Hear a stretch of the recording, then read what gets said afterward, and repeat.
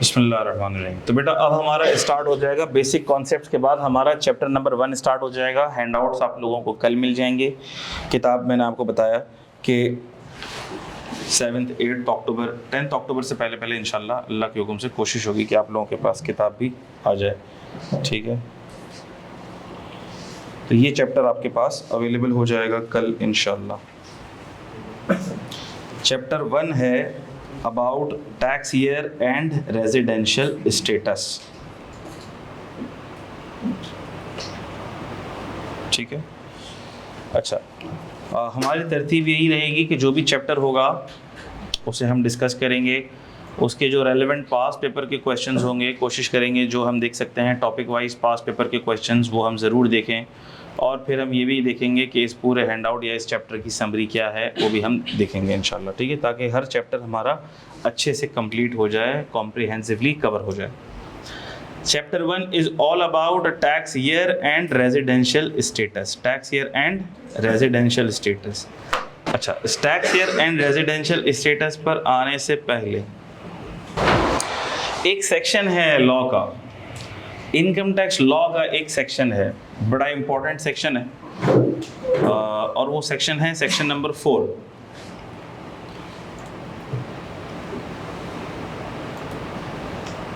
कौन सा सेक्शन है? Section number 4। सेक्शन आपको नहीं पढ़ा रहा मैं, टेंशन नहीं लो, लेकिन इस सेक्शन नंबर 4 में ये वाला पैराग्राफ ये बड़ा इंपॉर्टेंट है। ये वाला पैराग्राफ सेक्शन नंबर 4 क्या करता है? ये सेक्शन नंबर 4 हर लॉ के अंदर होता है। आपको इनकम टैक्स ऑर्डिनेंस में भी सेक्शन नंबर 4 मिलेगा, आपको कंपनीज एक्ट में भी सेक्शन नंबर 4 मिलेगा, और वो सेक्शन नंबर 4 हमेशा हमेशा आपको एक बात बताएगा, चाहे वो किसी भी लॉ के अंदर हो, वो आपको बताएगा कि ये जो लॉ आप पढ़ रहे हो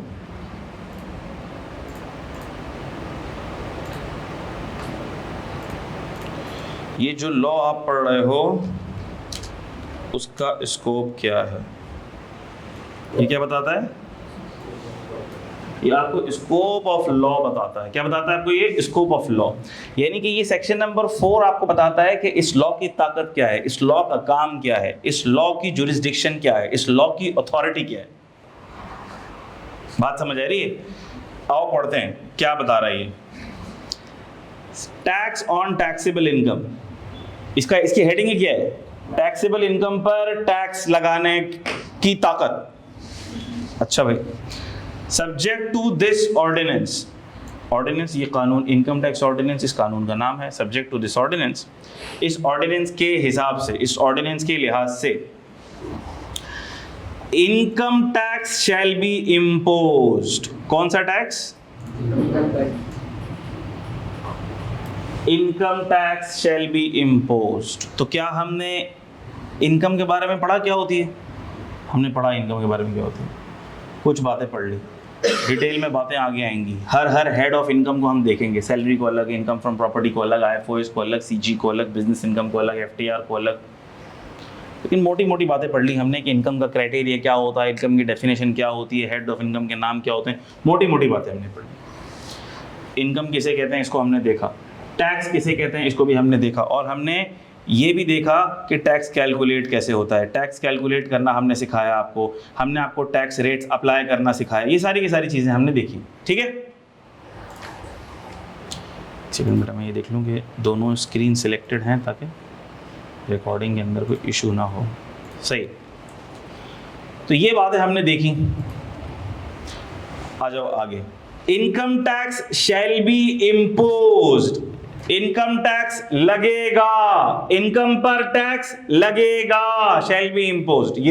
ये सेक्शन नंबर 4 बता रहा है, क्योंकि ये लॉ की अथॉरिटी, लॉ के पावर, लॉ के ताकत को बयान कर रहा है कि इस लॉ की ताकत है कि इसका काम क्या है लॉ का। Income tax shall be imposed. आगे देखो क्या लिखा हुआ है, फॉर ईच टैक्स ईयर। हमें नहीं पता सर ये टैक्स ईयर किसे कहते हैं, हमें नहीं पता, तो ये वर्ड बड़ा इंपॉर्टेंट है, for each tax year. Income tax लगेगा हर टैक्स ईयर के लिए, हर टैक्स ईयर के लिए।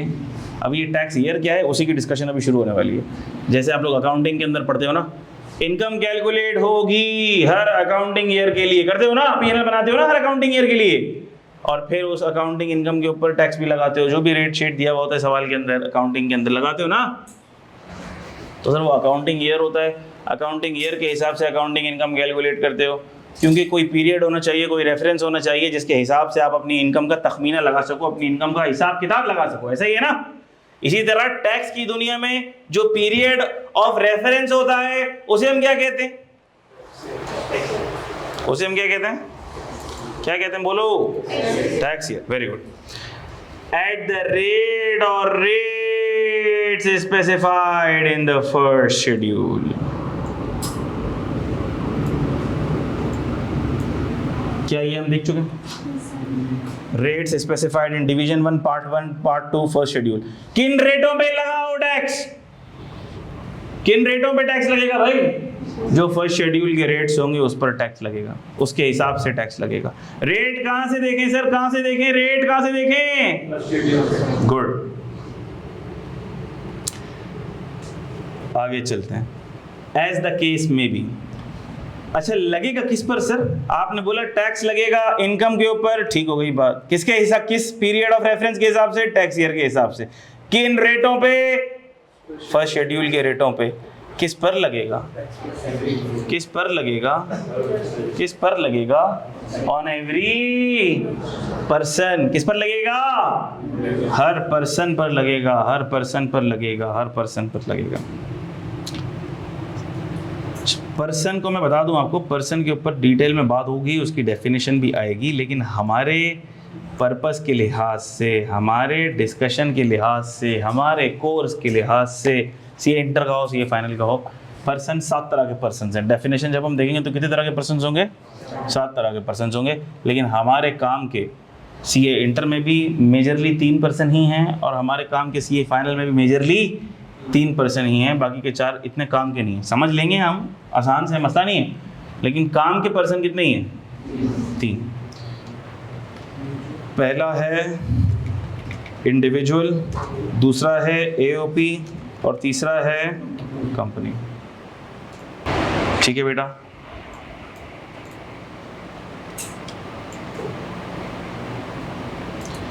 पर्सन, इंडिविजुअल, एओपी और कंपनी, ये 3 पर्सन हमारे काम के हैं। बाकी के पर्सन हम पढ़ लेंगे, मसले की बात नहीं है। इंडिविजुअल है, एओपी एक कंपनी है, एक होगी आपकी फेडरल गवर्नमेंट, एक और है federal government, foreign government, political सब division of foreign government and public international organisation. ये 4 और हैं, लेकिन अभी हमें याद ना उसको समझने की ज़रूरत है ना उसको पढ़ने की ज़रूरत है, क्योंकि अभी हमारे किसी काम की नहीं। 3 पर्सन को समझना होगा हमें, इंडिविजुअल, एओपी और कंपनी। इंडिविजुअल किसको कहते हैं? मेरे और आपकी तरह फर्द वाहिद, फर्द वाहिद इंडिविजुअल। जैसे आपने अकाउंटिंग में पढ़ा था सोल प्रोप्राइटरशिप कंसर्न्स, इसी तरह टैक्स के अंदर इंडिविजुअल। सिंपल है। एओपी किसको बोलते हैं? एओपी एग्जाम्पल दे चुका हूं मैं आपको। एओपी की मुराद पार्टनरशिप फर्म। अकेला बंदा बिजनेस कर रहा है, सोल प्रोप्राइटर सर, लेकिन अगर 2 बंदे 2 दोस्त साथ मिला के बिजनेस कर रहे हैं तो बन गई पार्टनरशिप फर्म, उसको हम बोलते हैं एओपी। एओपी क्यों बोलते हैं? प्यार से बोलते हैं ऐसे। तो फुल फॉर्म क्या है? Association of persons. ठीक है। और तीसरा क्या होता है? कंपनी। कंपनी के शेयर्स होते हैं, कंपनी लिमिटेड बाय शेयर्स होती है, शेयर होल्डर्स होते हैं। जो कॉन्सेप्ट आपके दिमाग में है वो भी चलने दो, उसको मैं छेड़ नहीं रहा, वही कंपनी होती है, उसी को बोलते हैं। बात समझ आ गई? इन 3 पर्सन्स के हिसाब से हमें टैक्सेशन पढ़नी पड़ती है। इन तीनों पर टैक्स रेट्स भी अलग होते हैं, इनके कुछ टैक्स ट्रीटमेंट्स भी अलग होते हैं, कुछ सेम होते हैं, लेकिन ये मोटे मोटे 3 तरह के पर्सन्स हैं जो हमें पढ़ने होंगे। मैंने आपके सामने लिख दी। हु हैज, उनके पास क्या है? उनके पास क्या है? वो क्या, जिसके पास क्या हो? Taxable income.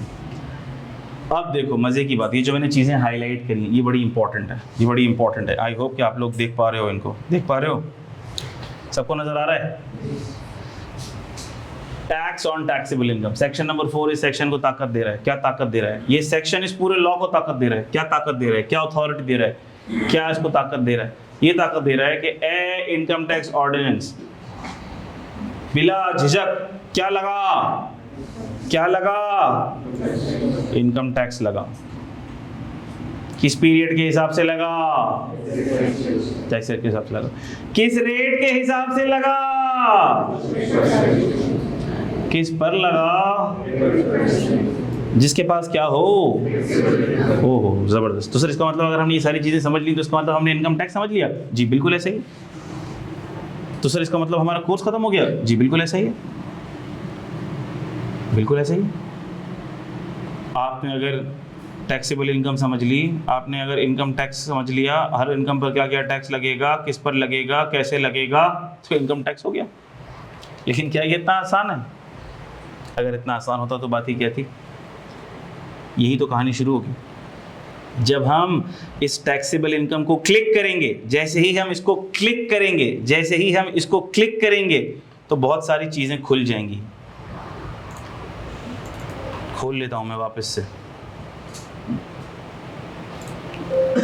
जैसे ही हम इसको क्लिक करते हैं टैक्सेबल इनकम को, जैसे ही हम क्लिक करते हैं, हम जैसे ही टैक्सेबल इनकम को क्लिक करते हैं तो हमें पता है टैक्सेबल इनकम के अंदर ये सारी बातें आ जाती हैं। कहाँ गई, कहाँ गई, कहाँ गई, कहाँ गई? ये रही।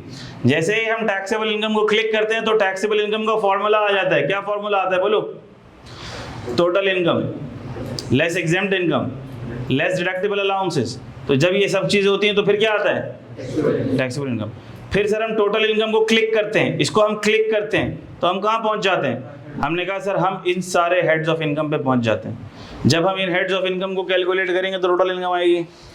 फिर इसको क्लिक करते हैं सैलरी को, तो सैलरी की दुनिया में पहुंच जाएंगे। फिर सैलरी के सारे सेक्शंस पढ़ेंगे, रूल्स पढ़ेंगे।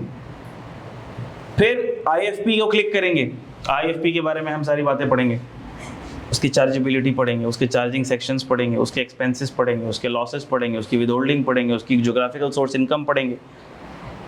बात समझ आ रही? हर हेड की 7 चीज़ें पढ़ेंगे तब वो हेड कंप्लीट होगा हमारा। तो हमने कहा कि इतना आसान नहीं है सर ये हर लेटर एक हाइपर लिंक है, इसको क्लिक करो तो एक और पेज खुलता है, उसको क्लिक करो तो एक और चीज़ खुलती है, क्लिक करो तो एक और चीज़ खुलती है। दिखने में इस डेफिनेशन ने समेट तो दिया सब चीज़ों को, लेकिन हमने कहा इतनी छोटी नहीं है चीज़ें, तो डिटेल में पढ़नी पड़ेगी। ठीक है, तो जब हम इन सारे हेड्स को पढ़ेंगे और इन सारे हेड्स की बॉटम लाइन को सम करेंगे तो आएगी क्या? Total income. उसमें से एग्जेम्प्ट करेंगे क्या? उसको उसमें से लेस करेंगे क्या? Exempt income. फिर हम उसमें और मजीद क्या लेस करेंगे? Deductible allowance. डिडक्टेबल अलाउंस क्या चीज़ होती है? टैक्स पेयर का फ़ायदा। क्लिक करेंगे तो डिडक्टेबल अलाउंस खुल जाएंगे, 4 डिडक्टेबल अलाउंस खुल जाएंगे। ज़कात अंडर ज़कात under ordinance, worker welfare fund, worker profit participation fund, deductible allowance and education expenses, वो खुल जाएंगे सारे के सारे। फिर मजीद नीचे आएंगे तो रेट्स लगा के हम जब टैक्स रेट्स लगा देंगे तो फिर क्या लेस करेंगे? बोलो टैक्स क्रेडिट्स। इसको क्लिक करेंगे तो बहुत सारे टैक्स क्रेडिट खुल जाएंगे। Foreign tax credit, second schedule के tax credit on charitable donation, tax credit on APF, tax credit on housing, low cost housing financing scheme नया है, इस दफ़ा है आपके लिए खास तौर पर लाया गया लॉ के अंदर, वो सारी चीज़ें पढ़ेंगे। तो हमने कहा ये नाम तो टैक्स क्रेडिट है, लेकिन जो क्लिक करेंगे उसकी दुनिया है। तो कहने का मकसद ये है कि सर ये जो डेफिनेशन हुई फिर ये तो मासूम फितना हुई, ये तो बड़ी खतरनाक डेफिनेशन हो गई। हमने कहा जी ऐसा ही भाई। हमने कहा वैसे देखा जाए तो सर ये डेफिनेशन तो बड़ी मासूम सी लग रही है हमें, लेकिन हमने कहा ये इतनी डेफिनेशन इतनी मासूम है नहीं, ये सेक्शन इतना मासूम है नहीं जितना आपको लग रहा है, ये बड़ा खतरनाक है। और अब हम इसके एक एक एलिमेंट को पढ़ना शुरू करेंगे, जिसमें मैंने आपको पर्सन के बारे में तो बता दिया, तो पर्सन की तो टेंशन लेने की ज़रूरत नहीं है। इनकम के बारे में हम बात कर चुके काफ़ी हद तक, तो इनकम की टेंशन लेने की भी ज़रूरत नहीं है। अब हमारा जो डिस्कशन स्टार्ट होगा वो किसका स्टार्ट होगा? बोलो बेटा। चल लें बेटा ये, ठीक है। आ जाओ हैंड आउट के ऊपर आ जाओ भाई। हैंड आउट से भी पहले अच्छा मुझे ये बताओ, आप लोगों को ये छोटा नज़र आ रहा है या सही नज़र आ रहा है? थोड़ा सा और बड़ा करते हैं। फॉन्ट साइज़ में ज़रा चाह रहा हूँ मुनासिब सा जो आप लोगों को सबको नज़र आए वो रख लें हम। ये नज़र आएगा सबको? गुड है। टैक्स ईयर के बारे में बातें होंगी यहाँ पे, ठीक है। अच्छा, हमने आज तक जो ईयर्स के नाम सुने हैं वो कौन कौन से सुने हैं? मैं इसको लिस्ट डाउन कर रहा हूँ। हमने जो आज तक नाम सुने सर वो कौन कौन से नाम सुने? हमने नाम सुना सबसे पहले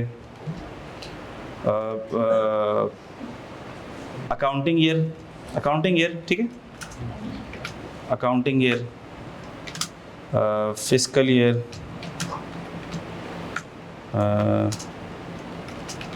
फाइनेंशियल ईयर, और हमने क्या सुना, कैलेंडर ईयर,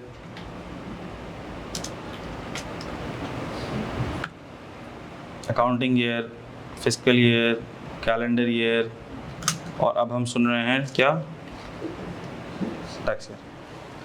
तो सर ये जो हमने नाम सुने हैं, क्या ये एक ही मतलब है इन सब का, या इन सब का अलग अलग मतलब है, या ये सब अलग अलग कॉन्सेप्ट और कॉनोटेशन में इस्तेमाल होते हैं? हमने कहा इसको देखते हैं, एक एक करके सबको देखते हैं ताकि हमारे दिमाग में चीज़ें मिक्सअप ना हो जाए। सही। सबसे पहले अकाउंटिंग ईयर।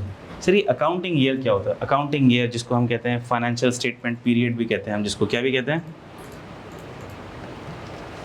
फाइनेंशियल स्टेटमेंट का period, accounting year, financial statement period. ये कौन सा पीरियड होता है? ये वो पीरियड होता है जिसमें हम अपनी अकाउंटिंग की दुनिया के हिसाब से इनकम को डिटरमिन करते हैं, असर्टेन करते हैं, पीएनएल बनाते हैं, बैलेंस शीट बनाते हैं, सारे डेबिट्स क्रेडिट्स कंपाइल करते हैं, ताकि हमारे पास पूरा फाइनेंशियल अकाउंटिंग ईयर के हिसाब से हिसाब किताब हो जाए कि हमने कितना कमाया, कितना गंवाया। बात सबको समझ आती है? जो आमतौर पर हम लोग करते हैं 30 जून के ऊपर। आप लोगों ने जो अकाउंटिंग के पीएनएल चैनल बनाए होंगे सर उमर काजी के साथ, 30 जून कभी ईयर एंड होता होगा, कभी 31 दिसंबर ईयर एंड होता होगा, ऐसे ही होता होगा ना भाई। तो अकाउंटिंग ईयर भी आमतौर पर हमें देखने को मिलते हैं। आमतौर पर हमें अकाउंटिंग ईयर एंड्स भी देखने को जो मिलते हैं वो कब ख़त्म हो रहे होते हैं सर? वो शुरू हो रहे होते हैं 1 जुलाई से, और ख़त्म हो रहे होते हैं कब?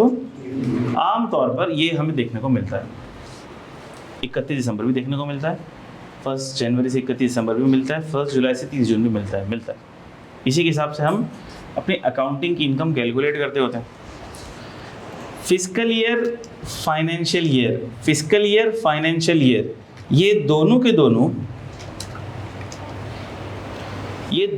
दोनों इस्तेमाल हो रहे होते हैं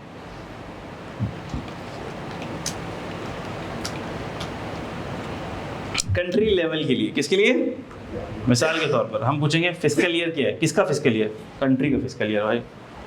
कंट्री के फिस्कल ईयर की बात हो रही है। फिस्कल ईयर किसका होता है? कंट्री का फिस्कल ईयर होता है। फाइनेंशियल ईयर कंट्री का फाइनेंशियल ईयर। कंपनी का जो ईयर एंड होता है उसको बोलते हैं फाइनेंशियल स्टेटमेंट पीरियड बोलते हैं। कंट्री के हिसाब से उसको क्या बोलेंगे हम? फिस्कल ईयर या फाइनेंशियल ईयर। तो पाकिस्तान का फिस्कल फाइनेंशियल ईयर कब से कब तक चलता है? हमने कहा सर ये भी जुलाई से जून चलता है। 1 जुलाई से। तो आपने देखा होगा बजट भी बनता है, तो बजट जो एप्लीकेबल होता है वो 1 जुलाई से 30 जून तक एप्लीकेबल रहता है। जो जीडीपी, जीएनपी, ये सारे जो इकोनॉमिक पैरामीटर्स कैलकुलेट किए जाते हैं ये भी इसी हिसाब से कैलकुलेट किए जाते हैं कि भाई ये फिस्कल फाइनेंशियल ईयर में आपकी जीडीपी क्या रही, जीएनपी क्या रही। सही है। कैलेंडर ईयर किसको कहते हैं? हमने कहा सर कैलेंडर ईयर तो बहुत आसान है। ये कब से शुरू होता है? 1 जनवरी से शुरू होता है और कब ख़त्म होता है? 31 दिसंबर पर ख़त्म होता है। और सर टैक्स ईयर किसको बोलते हैं? उनका हमें नहीं पता, वही तो पढ़ना है, उसी को तो हम पढ़ेंगे टैक्स ईयर किसे कहते हैं। लेकिन एक ऐसे ही आम कॉन्सेप्ट दे देता हूँ। टैक्स ईयर उसको कहते हैं कि वो पीरियड जिसके हिसाब से आप अपनी टैक्सेबल इनकम का तखमीना लगाओगे। जैसे अकाउंटिंग ईयर किसके अकाउंटिंग ईयर क्यों होता है? अकाउंटिंग ईयर का क्या काम होता है कि हम अपनी अकाउंटिंग की दुनिया के लिए, अपने हिसाब किताब की दुनिया के लिए टाइम या फ्रेम ऑफ रेफरेंस क्या रखेंगे। देखो टाइम और फ्रेम ऑफ रेफरेंस रखना बहुत ज़रूरी है। मिसाल के तौर पर, मिसाल ले रहा हूँ मैं, मिसाल के तौर पर मैंने इस भाई से पूछा भाई अब कितने पैसे कमाते हो? तो हो सकता है ये बोले कि सर मैं तो 5,000 रुपये कमाता हूँ। अब ये सोचेगा यार ये तो पूरे महीने के 5,000 रुपये कमाता है, ये तो पूरे महीने के 5,000 रुपये कमाता है। हो सकता है कि ये सोचे कि ये तो दिन के 5,000 कमाता है, और हो सकता है कि ये सोचे यार ये तो पूरे साल में कितने कमाता है? 5,000। तो हमने कहा भाई आप बताओ तो सही, आप 5,000 जो कमाते हो किस टाइम ऑफ रेफरेंस में कमाते हो? तो बोलेगा सर मैं एक दिन के 5,000 कमाता हूँ। अच्छा, इसका मतलब महीने के आप कितने कमा लेते हो? 1.5 लाख रुपये कमा लेते हो। बात समझ आ रही है? तो इसीलिए ये पीरियड का डिटरमिन करना बहुत ज़रूरी होता है कि किस पीरियड के हिसाब से हम कैलकुलेट करेंगे। तो ये पीरियड या ईयर आमतौर पर 12 महीने का होता है। अब ये 12 महीने का भी जैन से दिसंबर भी ले सकते हैं, जुलाई से जून भी ले सकते हैं। तो सर क्या ये सबकी मर्जी पे होता है? क्या ये सबकी मर्जी पे होता है? हमने कहा नहीं, ऐसा नहीं, मर्जी पे नहीं होता, मर्जी पे नहीं होता। आम तौर पर मैं आपको बताऊं, आम तौर पर होता ये है कि ये जो टैक्स ईयर होता है ना, लोग अपना अकाउंटिंग ईयर इसी टैक्स ईयर के हिसाब से सेट करते हैं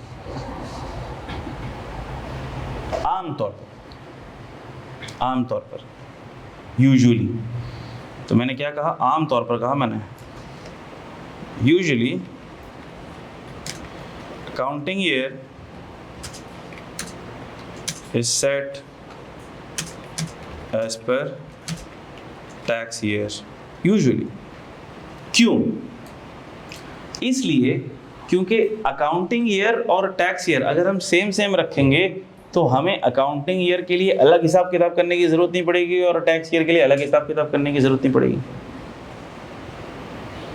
बात समझ आ रही? मिसाल के तौर पर आपके, मिसाल ले रहा हूँ मैं, आपके अब्बू आपसे पूछते हैं भाई आप कितना कमाते हो? आपने बोला मैं कमाता हूँ मिसाल के तौर पर 10 लाख। आपके अब्बू ने पूछा भाई 10 लाख तुम कमाते हो, ये किस पीरियड से किस पीरियड तक? आपने बोला ये जुलाई से जून तक। आपकी अम्मी आपसे पूछ रही भाई आप कितना कमाते हो? आपने कहा 12 लाख। ये किस पीरियड से किस पीरियड तक? ये जैन से दिसंबर तक बताया मैंने आपको। तो अब आपको दोनों को बताने के लिए आपको अलग अलग पीरियड में अलग अलग इनकम निकालनी पड़ी ना। क्या ख्याल है? आपने उनको कहा भाई आप दोनों जो है ना एक ही पीरियड के हिसाब से मुझसे पूछ लो, मैं आपको जब भी इनकम बताऊंगा ना वो मैं आपको बताऊंगा जुलाई से जून। तो अब आपको एक ही कैलकुलेशन करना पड़ी ना। क्या ख्याल है? अलग अलग कैलकुलेशन नहीं करना पड़ी ना, तो आसानी हो गई आपके लिए। तो आम तौर पर जो अकाउंटिंग ईयर होता है वो टैक्स ईयर के हिसाब से ही सेट कर दिया जाता है ताकि टैक्स की कैलकुलेशन में भी क्या हो सके, आसानी हो सके। अच्छा, अलग भी हो सकता है? जी अलग भी हो सकता है। अकाउंटिंग ईयर के टैक्स ईयर से अलग भी हो सकता है? जी अलग भी हो सकता है। टैक्स वाला मना नहीं करता। अकाउंटिंग ईयर आपका इंटरनल मामला है, इंटरनल मसला है। टैक्स वाला बोलता है हमें जो हिसाब किताब चाहिए ना वो टैक्स ईयर के हिसाब से चाहिए। अकाउंटिंग ईयर आपका अलग है, आपका मसला है। आप हमें टैक्स ईयर के हिसाब से अपना हिसाब किताब बना के दो और कैलकुलेशन बना के दो, उसके हिसाब से हम आपके ऊपर टैक्स की कैलकुलेशन करेंगे। अब सर टैक्स ईयर क्या होता है? एक बात तो मैंने आपको बता दी टैक्स ईयर क्या होता है। सर टैक्स ईयर टैक्स की दुनिया का वो फ्रेम ऑफ पीरियड है जिसके हिसाब से हम अपनी इनकम को कैलकुलेट करेंगे, जिसके हिसाब से हम अपनी इनकम को कैलकुलेट करेंगे, टैक्स ईयर के हिसाब से कैलकुलेट करेंगे, टैक्स ईयर के हिसाब से कैलकुलेट करेंगे। अच्छा सर, तो टैक्स ईयर कब से शुरू होता है कब खत्म होता है? आप बता देना। हमने कहा टैक्स ईयर की 3 किस्में हैं। टैक्स ईयर की कितनी किस्में हैं? 3 किस्में हैं। हमने कहा टैक्स ईयर की सबसे जो पहली किस्म है, सबसे जो इसकी पहली टाइप है, उसे हम कहते हैं नॉर्मल टैक्स ईयर। दूसरी जो टाइप है उसे हम क्या कहते हैं? उसे हम कहते हैं स्पेशल टैक्स ईयर। आ जाओ बेटा। और तीसरी जो टाइप है उसे क्या कहते हैं? बोलो। Transitional tax year. ये 3 तरह के टैक्स ईयर हम पढ़ते हैं। ये सेक्शन 74 में मिलते हैं। हम कौन से सेक्शन में मिलते हैं? सेक्शन 74। सेक्शन 74 टैक्स ईयर का सेक्शन। इसमें हमें 3 तरह के टैक्स ईयर्स मिलते हैं। सर क्या और भी टैक्स ईयर्स हो सकते हैं? 1-2 और भी हो सकते हैं, वो मैं अभी कंफ्यूज नहीं कर रहा, आपको बता के हो सकते हैं, आगे पढ़ लेंगे आप। मेन टैक्स ईयर ये 3 ही है जो सेक्शन 74 में है। वो जबरदस्ती के टैक्स ईयर्स हैं, बन जाते हैं, जबरदस्ती बन जाते हैं। कोई बंदा पाकिस्तान छोड़कर चला गया, टाइम से पहले पाकिस्तान छोड़कर चला गया, तो वक्त से पहले दुनिया से चला गया, तो उसका टैक्स ईयर एक अलग बन जाता है। अभी हम वो बातें नहीं कर रहे, हम बात कर रहे हैं सेक्शन 74 के अंदर जो 3 types of tax years given है वो कौन से हैं। सबसे पहला नॉर्मल टैक्स ईयर, दूसरा स्पेशल टैक्स ईयर, तीसरा ट्रांजिशनल टैक्स ईयर। ये 3 तरह के टैक्स ईयर्स गिवन है जिसको हम पढ़ेंगे अभी। और शुरुआत हम कहां से करेंगे? नॉर्मल टैक्स ईयर से। हम ये देखेंगे कि what is normal tax year. नाम से ही जाहिर है कि सर ये नॉर्मल है, एब नॉर्मल नहीं है। ये क्या है? नॉर्मल है, ये एब नॉर्मल नहीं है। और सर जो नॉर्मल टैक्स ईयर है उसका पीरियड वही होगा जो कंट्री का फिस्कल फाइनेंशियल ईयर होता है। क्या ख्याल है? बहुत आसान बात है। हमने कहा सर ये नॉर्मल टैक्स ईयर है और नॉर्मल टैक्स ईयर का ईयर एंड वही होगा जो कंट्री का फिस्कल फाइनेंशियल ईयर है, यानी कि ये शुरू होगा कब से? 1 जुलाई से और ख़त्म होगा कब? 30 जून को। क्या ऐसा ही है? हमने कहा जी बिल्कुल ऐसा ही है, बिल्कुल ऐसा ही है। तो चूंकि ये टैक्स ईयर एंड आपके फिस्कल और फाइनेंशियल ईयर के साथ कोरिस्पॉन्ड करता है, कोइंसाइड करता है, इसलिए इसको क्या कहते हैं? Normal tax year. Normal tax year. अच्छा भाई, अब थोड़ा सा ज़रा मैं एक टाइमलाइन बनाऊंगा। अच्छा, हम इसी को पढ़ रहे हैं अभी, इन दो को तो हम नहीं पढ़ रहे हैं, इसको तो हम बाद में पढ़ेंगे, सही है? इन दो को तो हम लेटर पढ़ेंगे, बाद में पढ़ेंगे, ठीक है? अभी हम इसी को फोकस कर रहे हैं, किसको? नॉर्मल टैक्स ईयर को हम फोकस कर रहे हैं, स्पेशल टैक्स ईयर को। नॉर्मल टैक्स ईयर को समझने के लिए मैं आपके सामने एक टाइमलाइन बनाऊंगा। क्या बनाऊंगा? टाइमलाइन बनाऊंगा, और ज़रा देखिएगा कि आपको ये टाइमलाइन समझ आती है नहीं आती है। अच्छा, ये मैंने टाइमलाइन बना दी। सर ये जो आपने टाइमलाइन बनाई है, ये जो आपने टाइमलाइन बनाई है, चलो ये टाइमलाइन शुरू कब से हो रही है? हमने कहा ये शुरू हो रही है मिसाल के तौर पर 1 जुलाई 2024 से शुरू हो रही है। ये शुरू हो रही है, ये इसका स्टार्टिंग पॉइंट है 1 जुलाई 2024। अच्छा सर, ये साल ख़त्म हुआ, 12 महीने का साल था और ये यहाँ पर हुआ ख़त्म। जब ये ख़त्म हुआ तो ये कौन सी डेट होगी ज़रा बोल दो? 30 जून 2025। सर ये होगी 30 जून 2025। इनका ज़बरदस्त बात हो गई। लेकिन 30 जून 2025 यहीं से जैसे ही ये ख़त्म होगा, एक नया साल शुरू हो जाएगा, जो कि कब से शुरू हो जाएगा? 1 जुलाई 2025 से नया साल शुरू हो जाएगा। और सर ये वाला साल कब ख़त्म होगा? हमने कहा सर ये वाला साल ख़त्म होगा 30 जून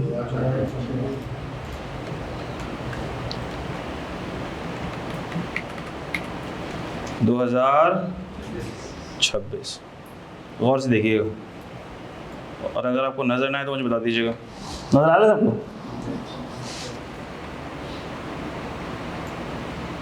क्लियर है? क्लियर है सबको? गुड। अब जरा गौर से देखिएगा,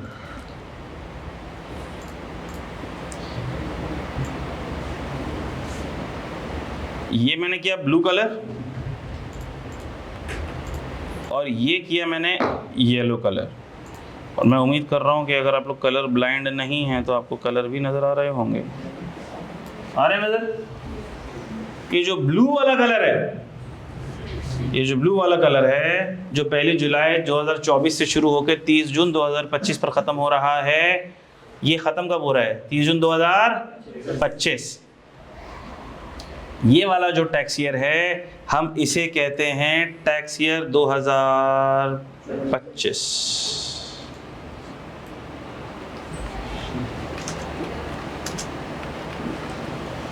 इसे हम क्या कहते हैं?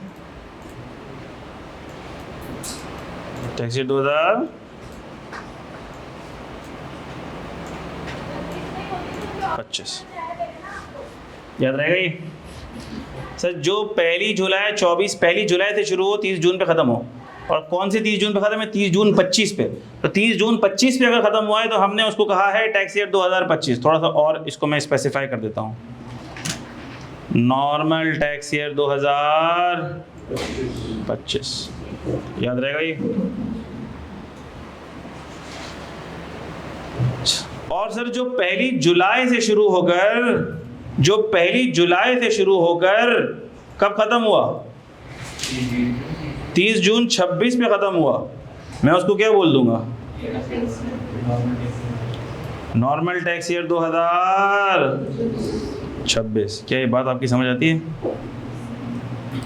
इसका मतलब सर नॉर्मल टैक्स ईयर का नाम आप कैसे दे रहे हैं? नॉर्मल टैक्स ईयर का नाम आप दे रहे हैं उस कैलेंडर ईयर के हिसाब से जिसमें वो ख़त्म हो रहा है।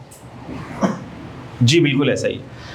नॉर्मल टैक्स ईयर 2025 शुरू कब से हो रहा है? 1 जुलाई 24 से। खत्म कब हो रहा है? 30 जून 25 पर। तो मैंने इस नॉर्मल टैक्स ईयर को नाम क्या दिया? मैंने इसको नाम क्या दिए? Normal tax year 2025। ये कलर आप लोगों को नजर आता है वाला? मैंने इसको नाम क्या दिए? Normal tax year 2025। ये 25 मैंने किसके रेफरेंस से दिया है?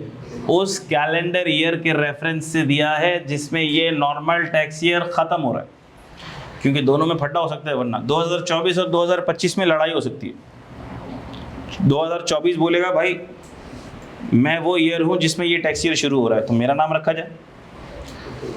और 2025 बोलेगा कि मैं वो ईयर हूं जिसमें ये टैक्स ईयर खत्म हो रहा है, मेरा नाम रखा जाए। हमने कहा दोनों में लड़ाई हो गई, तो सर कौन सा नाम रखें?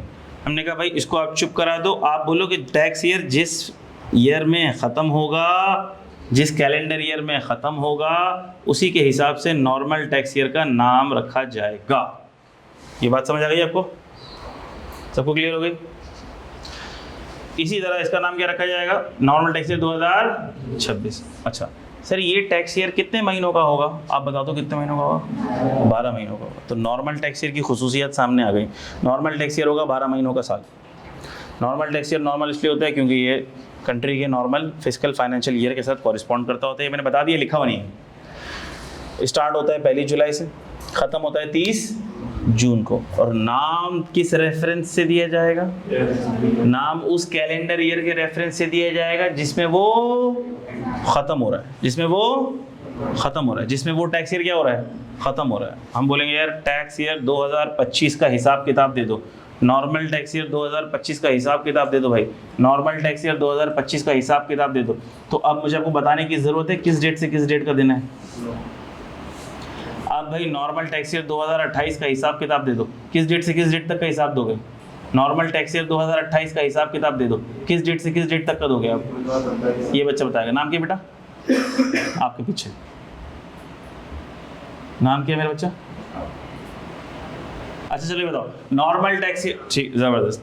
ये बताओ नॉर्मल टैक्स ईयर 2028 का, नॉर्मल टैक्स ईयर 2028 का हिसाब किताब देना है, कब से कब तक का दोगे? 1 जुलाई।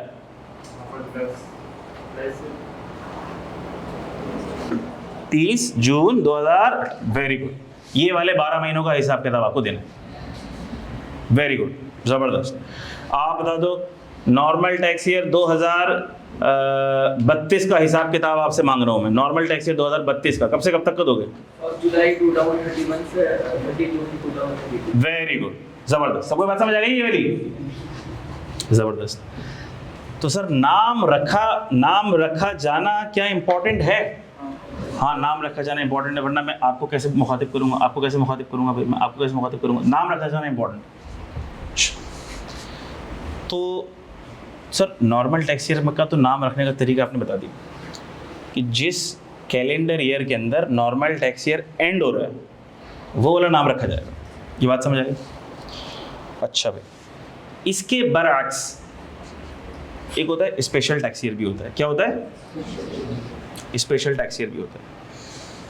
अच्छा, नॉर्मल टैक्स ईयर तो हमेशा ही शुरू होगा कब से?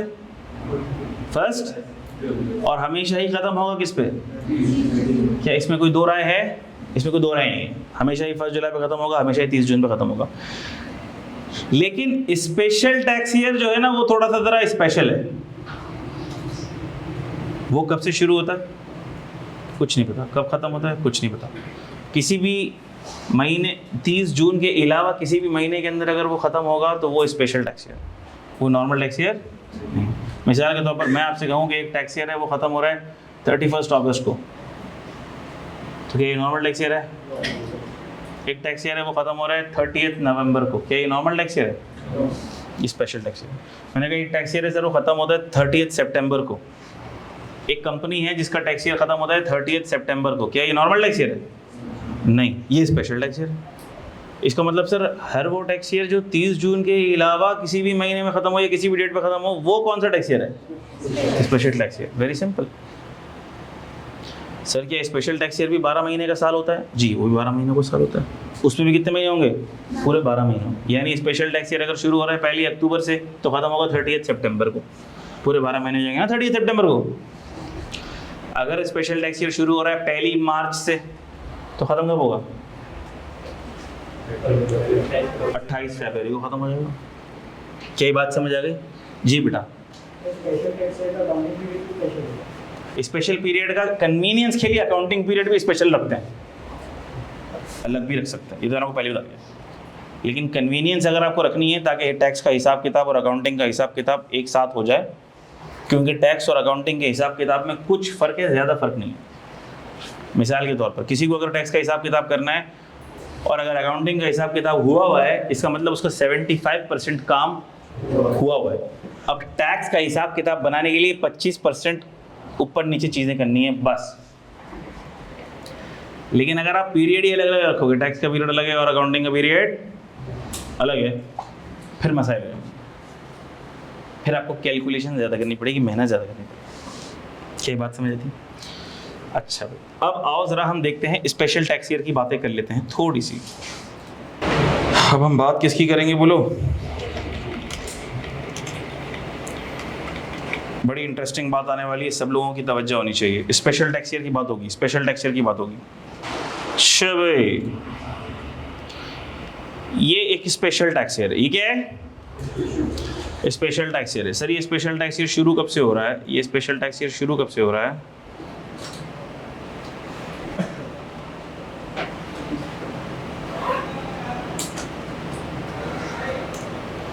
ये स्पेशल टैक्स ईयर शुरू कब से हो रहा है? एक सेकंड रुकना। अच्छा, ये एक स्पेशल टैक्स ईयर है। अच्छा, ये स्पेशल टैक्स ईयर कब से शुरू हो रहा है? ये स्पेशल टैक्स ईयर शुरू हो रहा है मिसाल के तौर पर 1 अक्टूबर 2024 से। कब से शुरू हो रहा है ये? 1 अक्टूबर 2024 से शुरू हो रहा है। तो सर ख़त्म कहाँ होगा? ओए होए, ख़त्म कहाँ होगा बोलो?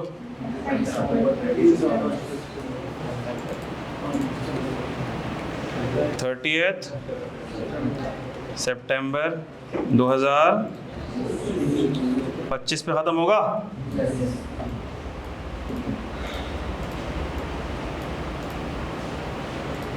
बिल्कुल ठीक बात। और इधर ही से नया टैक्स ईयर भी शुरू होगा।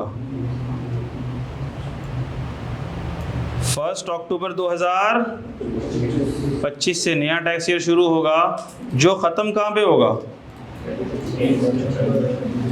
30 सितंबर 2026। क्या ये बात सबको क्लियर है? ये वाली बात सबको क्लियर है? यानी कि सर ये भी 12 महीनों का साल है, इसमें भी कितने महीने हैं? 12 महीने हैं, पूरे 12 महीने। लेकिन ये स्पेशल टैक्स ईयर है, ये 30 जून के अलावा किसी भी डेट को ख़त्म होगा। कब ख़त्म होगा ये?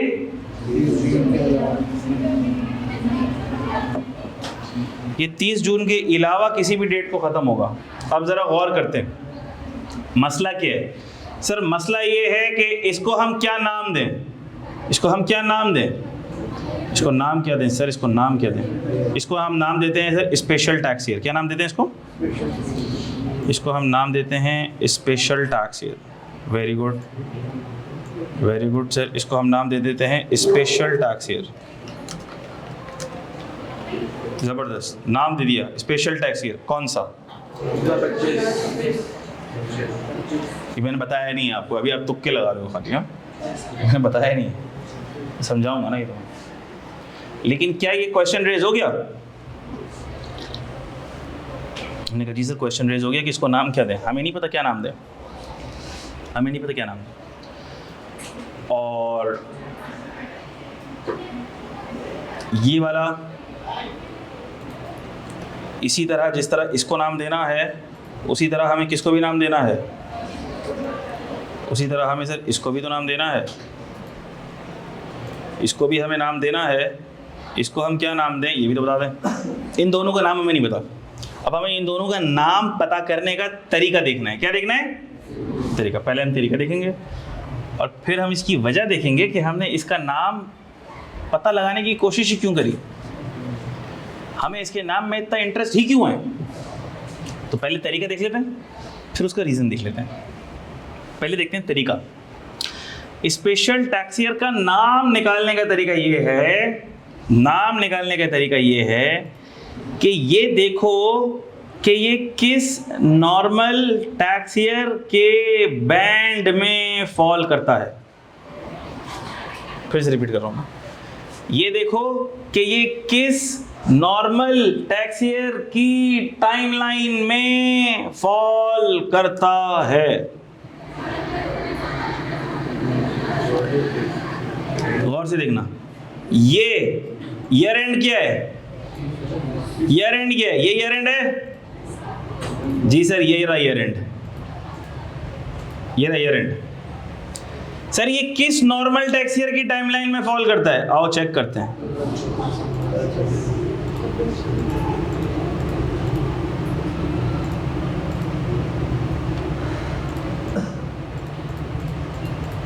थोड़ी सी टेढ़ी हो गई, ठीक है, लेकिन कोई बात नहीं, हमें सीधी लाइन भी बनाना आती है।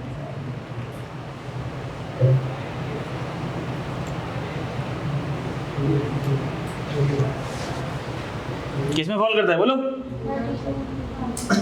किस वाले नॉर्मल टैक्सियर की टाइमलाइन में फॉल करता है ये?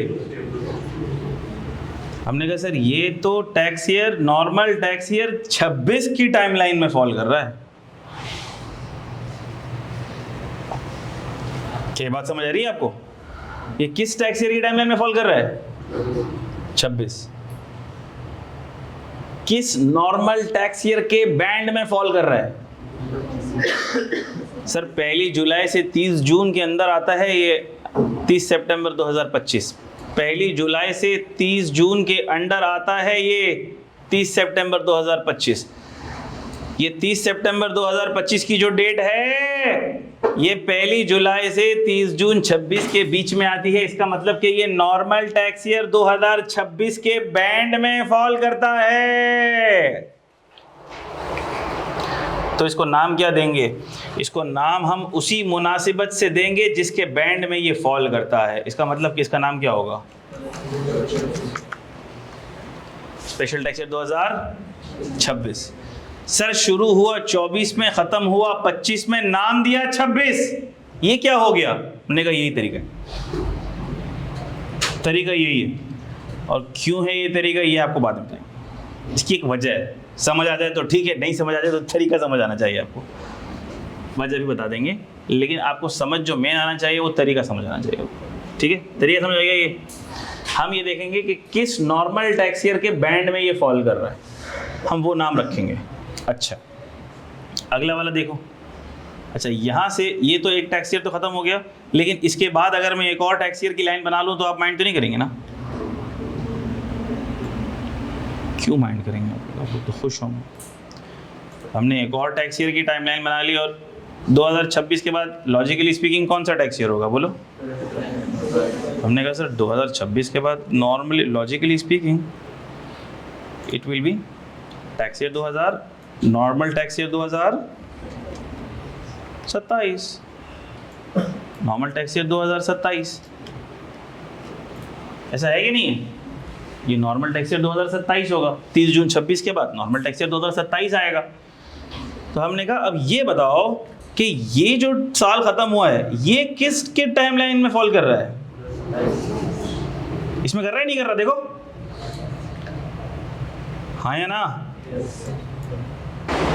तो हमने कहा कि सर चूंकि ये वाला जो साल है, ये वाला जो स्पेशल टैक्सियर है, ये वाला जो स्पेशल टैक्सियर है, इसका जो एंड है, इसका जो एंड है, इसका जो एंड है, ये कौन से नॉर्मल टैक्सियर के बैंड में फॉल कर रहा है बताओ?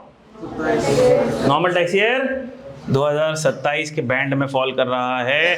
देख भी लो ना, देख भी लो कैसे। सर ये शुरू हुआ 1 जुलाई 26 से ख़त्म हुआ 30 जून 27 को, और 30 सितंबर 2026 इसी की डेट में बीच में आती है।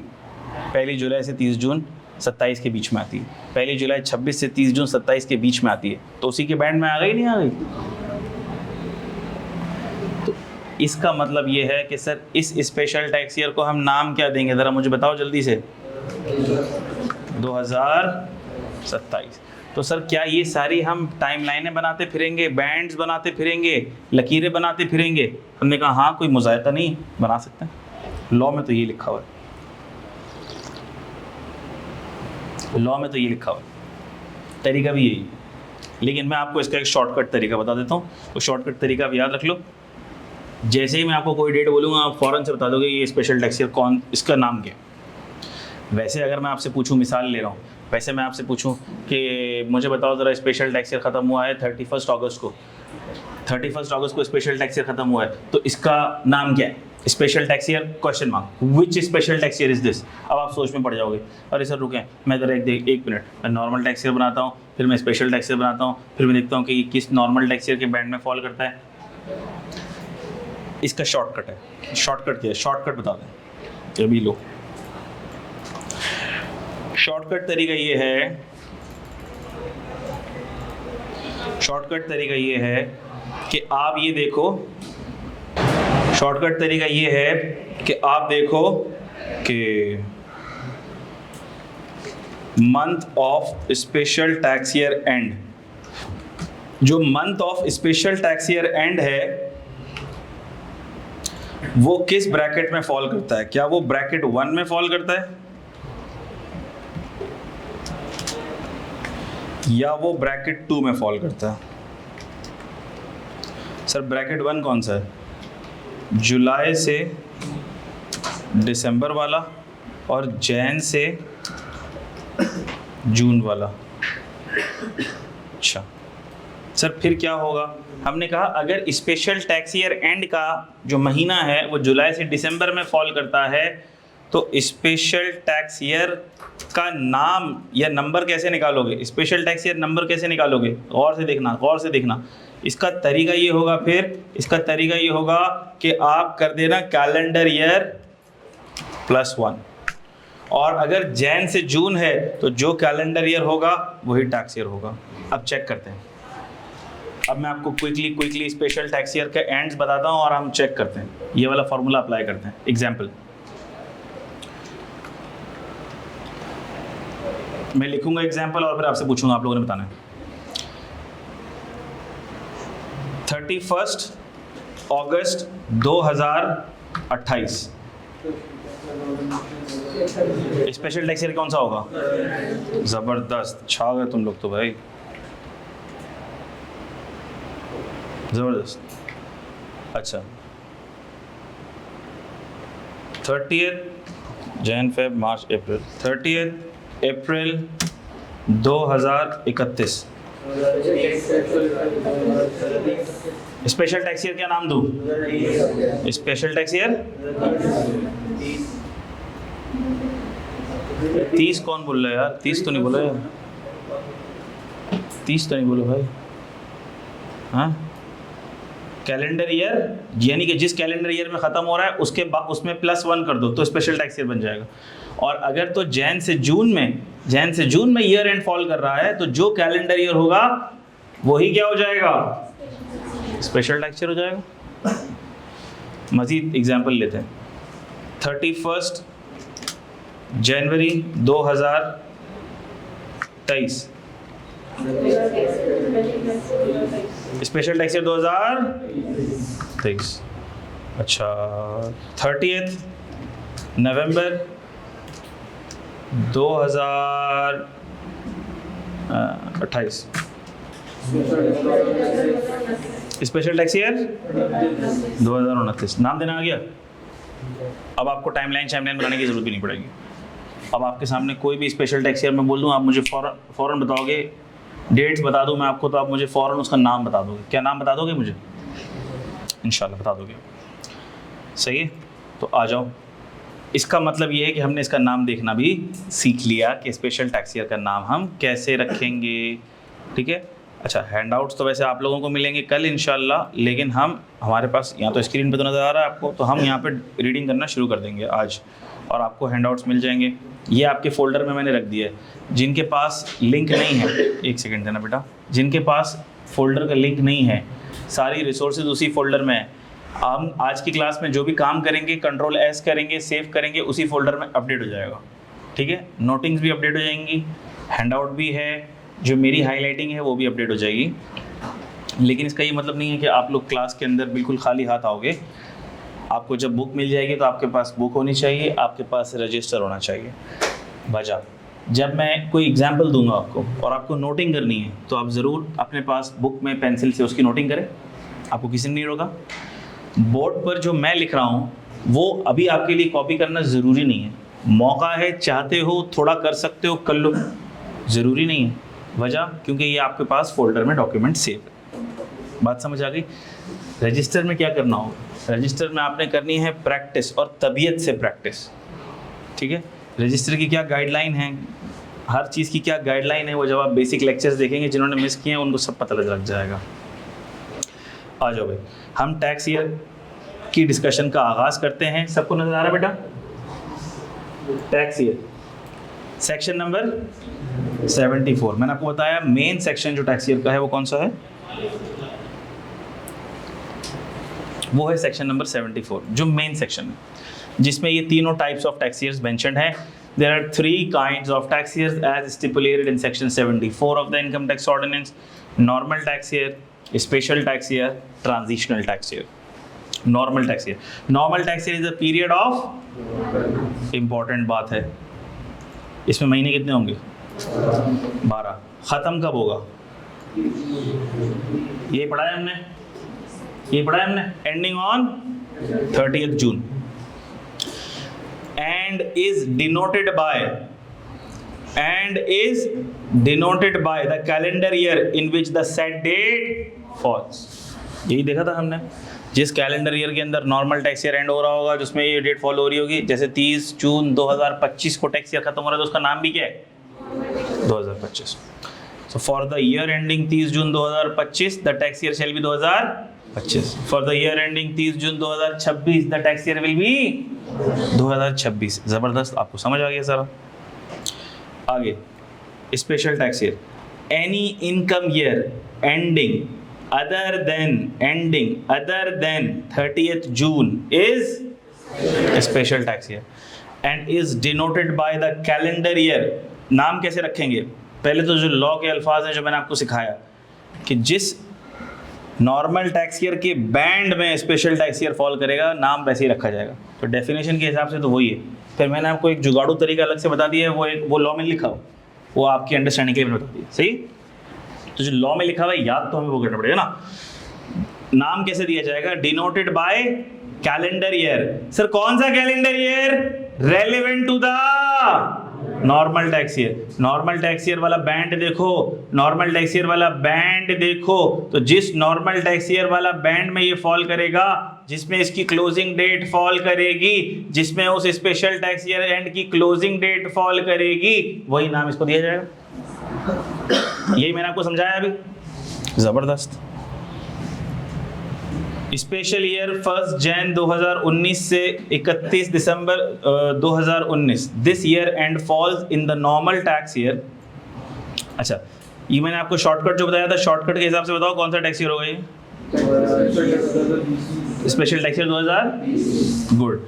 This year and falls in the normal tax year 1 जुलाई 19 से 30 जून 20, and therefore the tax year relevant to the normal tax year will be 2020, which shall be the tax year for this special year as well।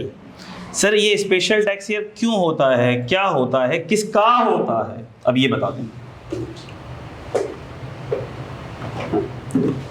ये मैं खड़े खड़े चाय P गया है।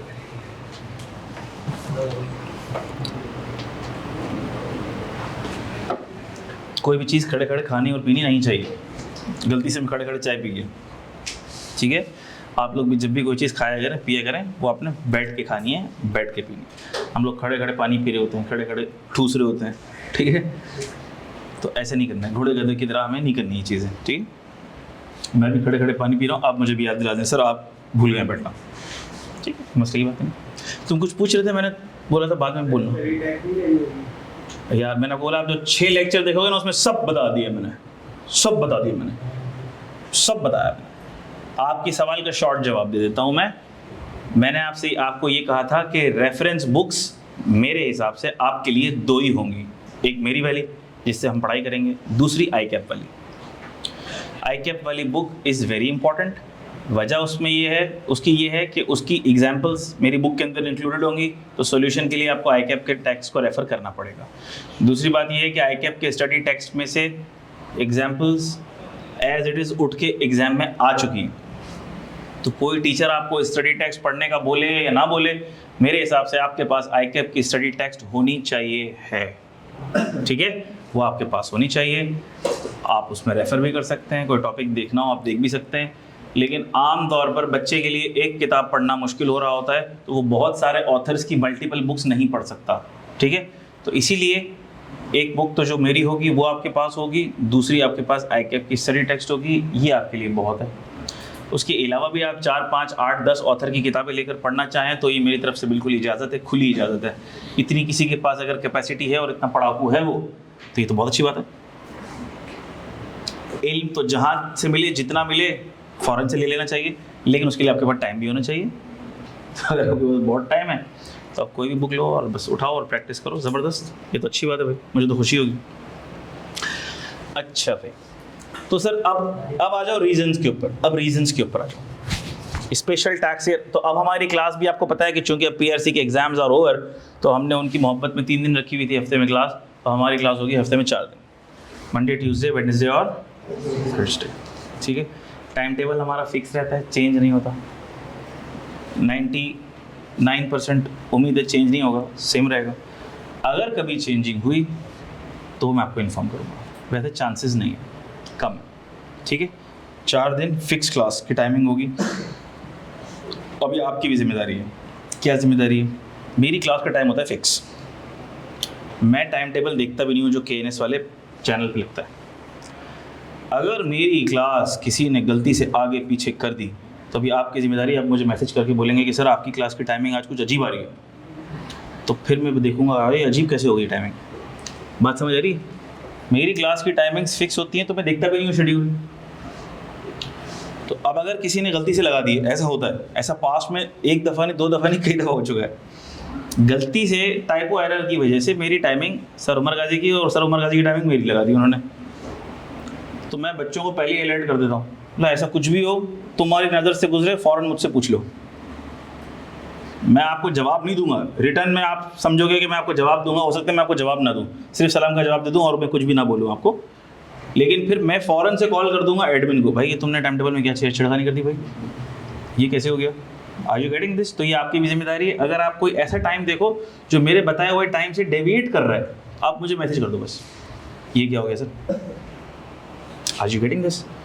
तो अभी तक के लिए जो मेरी अभी जो टाइम टेबल फिक्स है वो ये है कि मेरी क्लास मंडे, ट्यूसडे और थर्सडे इन 3 दिन होगी 10:15 से 12:15, वेडनेसडे को होगी 11:30 से 1:15। अभी के लिए क्या ये सबके दिमाग में बात फिट हो गई है? गुड। अब आ जाओ वजह, सर स्पेशल टैक्स ईयर है ही क्यों, सबका 30 जून ही क्यों नहीं कर दिया आपने? फजूल के अंदर हमें पढ़ना पड़ रहा है, इतनी टेक्निकल बातें पढ़नी पड़ रही हैं, सेक्शन 74 बन गया इसके पीछे पूरा। भाई सबका ये नॉर्मल टैक्स ईयर कर देते, आसानी हो जाती भाई, हमें पढ़ने में भी आसानी हो जाती, आपको पढ़ाने में भी आसानी हो जाती। अच्छा, तो इसका आसान सा जवाब ये है कि ICAP के एग्ज़ाम CA इंटर वालों के किन महीनों में होते हैं? मार्च और सितंबर, और CA फाइनल वालों के जून और दिसंबर। तो अब आप ये भी तो बोल सकते हैं ICAP को, भैया सबके जून में ले लो और सबके दिसंबर में ले लो। क्यों तुमने CA इंटर वालों के पेपर मार्च पे रखे हैं, उनका सेशन तुमने स्प्रिंग और ऑटम बना दिया, और CA फाइनल वालों को तुमने समर और विंटर बना दिया? ये सारे मौसमों को एंजॉय करना ज़रूरी था, सारे मौसमों को एंजॉय करना ज़रूरी था। बच्चे एंजॉय नहीं कर रहे, आप ही कर रहे हैं एंजॉय। भाई आप 2 मौसमों को उठा लें, या तो सबके जून और दिसंबर में ले लें, या सबके मार्च और सितंबर में ले लें, लेकिन आई कैप तो ऐसा नहीं कर रहा।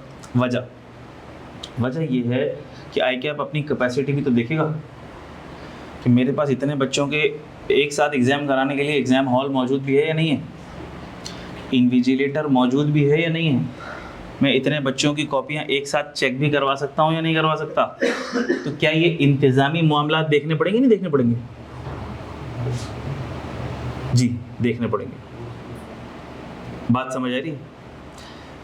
तो कहने का मकसद ये है कि बहुत सारे बेटा बात नहीं होंगी प्लीज़, बहुत सारे ऐसे एडमिनिस्ट्रेटिव मैटर्स होते हैं जो हमें नहीं पता, लेकिन एफबीआर को पता है। उनके पास क्या कैपेसिटी है, वो कितने लोगों का रिटर्न एक साथ प्रोसेस कर सकते हैं, वो कितने लोगों के लिए ऑडिट एक साथ कर सकते हैं, और बहुत सी चीज़ें। प्लस कुछ बिजनेसेस सीजनल भी होते हैं, कुछ बिजनेसेस ऐसे भी होते हैं कि जो इंटरनेशनली लिंक्ड होते हैं। मिसाल ले रहा हूँ, अब बैंक्स है ना, बैंक्स, तो अब आप बैंक्स का जब फाइनेंशियल स्टेटमेंट देखोगे ना, दुनिया में किसी भी बैंक का देखोगे, आमतौर पर यूके वगैरह का देखोगे, अब किसी कंट्री का अलग से निकला है तो आप बोलोगे सर ने तो बोल दिया था, सबका यही होता है। मैं मिसाल दे रहा हूँ, आप जब देखोगे इंटरनेशनली तो बैंक्स का फाइनेंशियल स्टेटमेंट का ईयर होता है 1 जनवरी से 31 दिसंबर। टैक्स ईयर भी क्या होता है, इसीलिए आप देखो बैंक्स का टैक्स ईयर भी क्या होगा, देखो क्या है, 1 जनवरी से 31 दिसंबर। अब बैंक्स इंटरनेशनली इसी टाइमलाइन पे चलते हैं, तो इनका टैक्स ईयर भी फिर इसी टाइमलाइन पे सेट कर दिया टैक्स वाले ने। क्या बात समझ आ गई? तो बहुत सी रीज़न हो सकती हैं, एडमिनिस्ट्रेटिव रीजंस भी हो सकती हैं, कोई सीजनल बिजनेस होता है, जैसे शुगर मैन्युफैक्चरर्स होते हैं, शुगर मैन्युफैक्चरर्स का सीज़न ख़त्म होता है, सितंबर के आसपास सीज़न ख़त्म होता है इनका, ठीक है। तो शुगर मैन्युफैक्चरर्स का ईयर एंड क्या है, देखो 1 अक्टूबर से 30 दिसंबर। बैंक्स का क्या है, देखो 1 जनवरी से 31 दिसंबर, बैंक्स और इंश्योरेंस कंपनी का। राइस एक्सपोर्टर्स का क्या है, देखो 1 जनवरी से 31 दिसंबर। तो हमने कहा ये एफबीआर ने इन लोगों के लिए, इन क्लास ऑफ पर्सन्स के लिए, किसके लिए क्लास ऑफ पर्सन्स के लिए, क्लास ऑफ बिजनेस के लिए, सर्टेन क्लास ऑफ बिजनेस के लिए, क्लास ऑफ बिजनेस के लिए स्पेशल टैक्स ईयर डिटरमिन कर दिए। एक बंदे के लिए नहीं किया, किसी एक बंदे के लिए नहीं किया। एंग्रो कंपनी आपका टैक्स ईयर ये है, नहीं, एफबीआर ऐसे नहीं करेगा। यूनिलीवर आज से तुम्हारा टैक्स ईयर ये है, ऐसे नहीं करेगा एफबीआर। एफबीआर अगर स्पेशल टैक्स ईयर किसी सेक्टर के लिए डिसाइड करेगा तो वो पूरे क्लास ऑफ बिजनेस के लिए करेगा, पूरे सेक्टर के लिए करेगा, वो किसी एक बंदे को नहीं करेगा। यानी एफबीआर खाली मुझे लेटर नहीं भेजेगा, मुनीर साहब आपसे हमें बहुत मोहब्बत है, आपका टैक्स ईयर हमने नॉर्मल से चेंज करके स्पेशल कर दिया है, अब से आपका टैक्स ईयर स्पेशल है, आप अपना हिसाब किताब स्पेशल टैक्स ईयर के हिसाब से बनाओ, ऐसे नहीं करेगा। तो अगर एफबीआर को ऐसे करना होगा तो वो किसके लिए करेगा, पूरे क्लास ऑफ बिजनेस के लिए। बोर्ड का मतलब जहां भी बोर्ड लिखा हुआ हो, ये इंटर बोर्ड, मैट्रिक बोर्ड, आगा खान बोर्ड नहीं है, इसका मतलब होता है federal board of revenue, FBR की बात हो रही है। ये मैं आपको पहले ही बता चुका हूं कि लॉ कौन बनाता है, लॉ बनाती है गवर्नमेंट, जो एक्टिंग गवर्नमेंट होती है ना, वो लॉ बनाती है। और एफबीआर कौन है, एफबीआर है टैक्स एडमिनिस्ट्रेटर, उस लॉ को इन्फोर्स कराने की जिम्मेदारी इसकी एफबीआर। आपने टैक्स कानून के हिसाब से पे नहीं किया, डंडा मार के कलेक्ट कौन करेगा, एफबीआर। आपने रिटर्न टाइम पे जमा नहीं कराया, डंडा मार के रिटर्न टाइम पे कौन जमा करवाएगा, FBR. FBR is the tax administrator, tax administrator. तो मैं जब समझाता हूँ तो बात पे बोल देता हूँ टैक्स वाला, टैक्स वाला, टैक्स वाला। अब आपके जहन में आता है टैक्स वाला कौन, एफबीआर। भाई जहाँ पर कानून बनाने वाले की बात होगी वहाँ टैक्स वाला कौन, गवर्नमेंट। और जहाँ इम्प्लीमेंट करवाने वाले की बात हो रही होगी तो टैक्स वाले से मेरी मुराद क्या होगी, एफबीआर। यानी दोनों हैं हुकूमती चीज़ें, लेकिन मैं आपको कॉन्सेप्चुअली क्लियर करना चाह रहा हूँ कि कौन सा रोल किसका है। कल को आप ये ना समझ बैठो कि ऑर्डिनेंस एफबीआर ने बनाया। बात समझ आ रही? मिसाल के तौर पर पुलिस वाले, अब वो पुलिस वाले किस कानून पर अमल करवाते हैं, गवर्नमेंट ऑफ पाकिस्तान ने जो पीनल कोड बनाया है, जो क्रिमिनल लॉ है,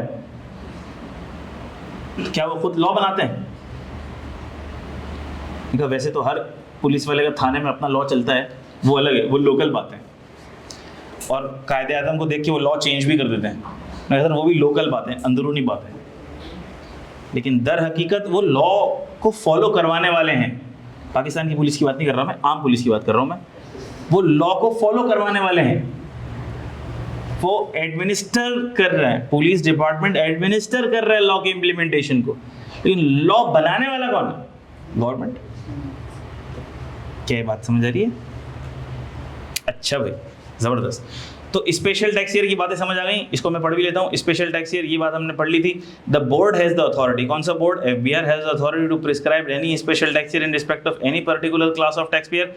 for example, in respect of certain classes of business following special tax years are specified by the board. Companies manufacturing sugars, उनका ईयर एंड क्या है? 30 सितंबर। ऑल पर्सन एक्सपोर्टिंग राइस, उनका 31 दिसंबर। और इंश्योरेंस और बैंकिंग कंपनीज का भी 31 दिसंबर। अब आ जाओ, मैंने आपको बताया था कि मैं रीज़न बताऊंगा, तो रीज़न तो मैंने बता दिया। क्या मैंने रीज़न बता दिया? नहीं, मैंने रीज़न नहीं बताया, बेवकूफ़ों। मैंने इस चीज़ का रीज़न बताया है कि क्यों स्पेशल टैक्स ईयर भी होता है, सबका नॉर्मल क्यों नहीं होता, सबका नॉर्मल क्यों नहीं होता, स्पेशल क्यों होता है, ये रीज़न बताया मैंने। एक रीज़न नहीं बताया। क्या रीज़न नहीं बताया? इसको नाम देने का रीज़न नहीं बताया मैंने। इसको हम जो नाम दिया है, हमने इतनी टेक्निकल तरीके से इसको जो हमने नाम दिया है, इसकी नेमिंग सीक्वेंस हमने रखी है। कैसे रखी है? हम देखेंगे कि भाई किस नॉर्मल टैक्स ईयर के बैंड में फॉल कर रहा है, लकीर गिराएंगे, देखेंगे, लंबा चौड़ा काम करेंगे। क्यों करेंगे सर? ये हम करी क्यों रहे हैं? ये 2026 और ये 2027 डिटरमिन करना इतना इंपॉर्टेंट है ही क्यों? है ही क्यों? अब आओ मैं बताता हूं है ही क्यों। हर नॉर्मल टैक्स ईयर जब भी शुरू होता है, गौर से सुनना, हर नॉर्मल टैक्स ईयर जब भी शुरू होता है, ये नॉर्मल टैक्स ईयर कब से शुरू हुआ? 1 जुलाई 2025। तो इधर कहीं ये जून के महीने में यहाँ पर